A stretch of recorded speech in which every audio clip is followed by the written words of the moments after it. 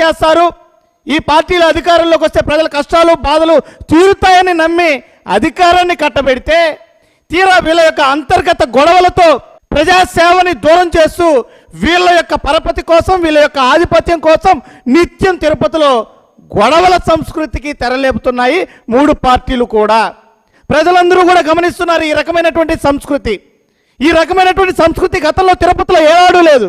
కాబట్టి ఇకనైనా ఈ మూడు పార్టీల కూటమి నాయకులు దయచేసి ఇలాంటి సంస్కృతికి స్వస్తి పలికి ప్రజలు నమ్మి మీకు ఇచ్చినటువంటి అధికారంతో ప్రజలందరికీ కూడా మంచి చేయాలని చెప్పి మేము హితవు పలుకుతున్నాం.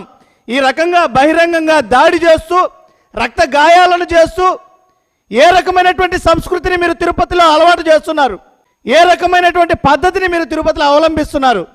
ఇదేనా తిరుపతి ప్రజలు కోరుకున్నది? ఈ రకంగా రాజకీయ దాడులు అవసరమా? రాజకీయ పార్టీల మధ్య ఈ రకమైనటువంటి వ్యక్తిగత దాడులు అవసరమా? ఈ రకమైనటువంటి సంస్కృతి తిరుపతిలో అవసరమా?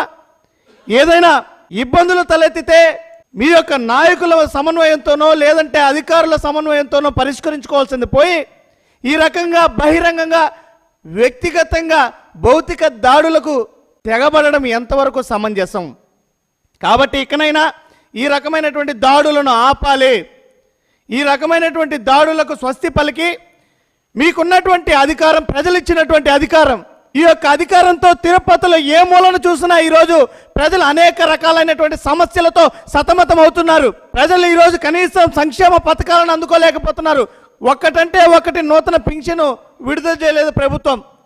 డ్రైనేజీ సమస్యలు, వీధి దీపాల సమస్యలు, సిమెంట్ రోడ్ల సమస్యలు, ఈ రకంగా కోకళ్ళలో తిరుపతి ప్రజల సమస్యలతో సతమతం అయిపోతుంటే వాటిని పరిష్కరించేటువంటి దిశగా మీరు పని చేయకుండా ఈ రకమైనటువంటి విష సంస్కృతి మంచిది కాదు తిరుపతిలో.